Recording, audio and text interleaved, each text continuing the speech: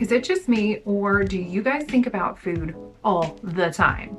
Like there's a pan of brownies sitting on the counter. You've already had one, but you just can't let them sit there. It's like they're calling to you. They have to be eaten, and they have to be eaten right now. Why? Because what if they start to get crunchy in the air? Or maybe there's never gonna be brownies again. Have you ever had something like this happen? This overwhelming sense of urgency to eat all the things just because they're there. Or maybe you just can't turn down cake at the birthday party, for instance, because cake's only allowed at birthday parties after all, right? And you don't know of any other birthdays that are coming up anytime soon, so you better say yes to the cake, because the next birthday party you know of is months away. If you're shaking your head right now, wondering how in the world did I get in your head, it's because you're not alone in this battle. So many of us fight this urge to eat all we can as fast as we can because we might not get it again type of mindset. And it typically stems from our food story, which is just the story that we've made up about ourselves, about food, how we view it, and it really starts forming in our minds as a child. So today I want to talk to you about that feeling of urgency or scarcity around food and give you a simple mindset shift to help you stop thinking about food all the time and that feeling like you're missing out if you turn down like the donuts at the office because you're choosing to get healthy. So if you've ever felt like you just had to eat all the food in front of you right then and there, or maybe even felt worried about someone else eating the food that you really like, this urgency might stem from a scarcity mindset. And this could have formed in your mind because maybe you've grown up in a household where certain types of food felt scarce, or you might have developed this mindset through extreme restriction and dieting. And honestly, most of the women that I've worked with struggle with sticking to their healthy eating plan because internally, they're really afraid that they're never gonna get to eat those foods again because they've typically restricted themselves so much that just one bite of whatever goodie it is that they've allowed themselves as like a cheat day ends up turning into days of binging on high calorie, processed, sugar-laden foods, and then they feel guilty, defeated, bloated. And so then they determine they're gonna start their diet back on Monday, no matter what, nothing's getting in my way. But what happens is that they've just made it harder on themselves to choose healthy options once they've binged on junk food for days, because in their minds, those foods are 100% off limits and they cannot have them except on cheat days. So those cheat days leave their body craving all that highly addictive junk, and they just end up fighting with themselves to keep making healthy choices.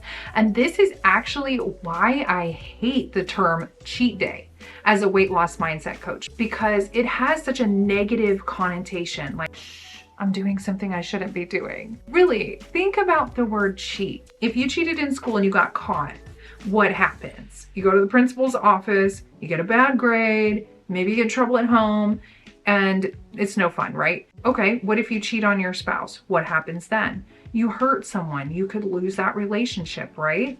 Then you feel bad. You probably feel guilty or ashamed of what you did. So when you cheat, you're telling yourself automatically, I'm doing something I shouldn't, but it's just this one time, so it won't hurt anything. But what ends up happening is that it does hurt. It hurts your progress. It leaves you feeling ashamed of yourself.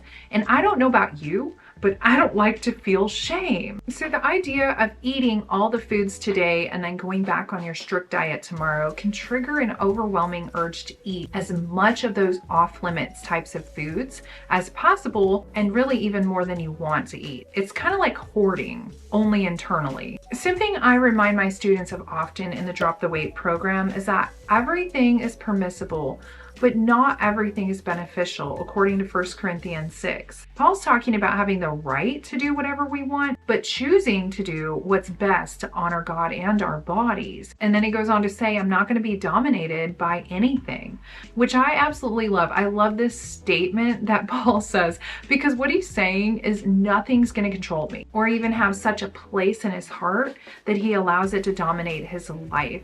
And this is what happens to us when we're constantly thinking about food or being consumed by our desire to eat all the things just because, even if we know they aren't beneficial for our minds or our bodies. So in order to stop thinking about food all the time in my life, I had to stop placing those hard restrictions on myself.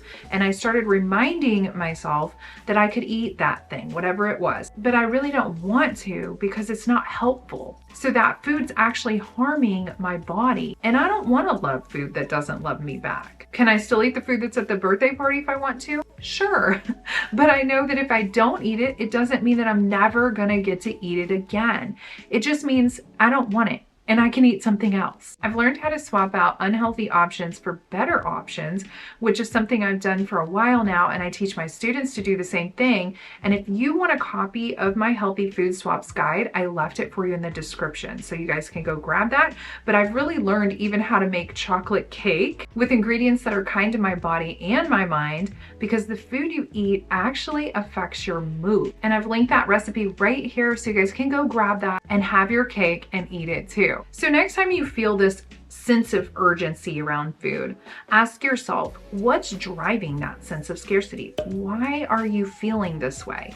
And is it a limiting belief that isn't true?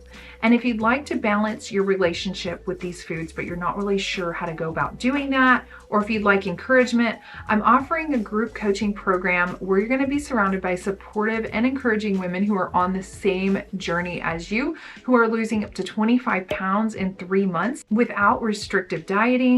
So check the link below, and I'll see you guys in the next one.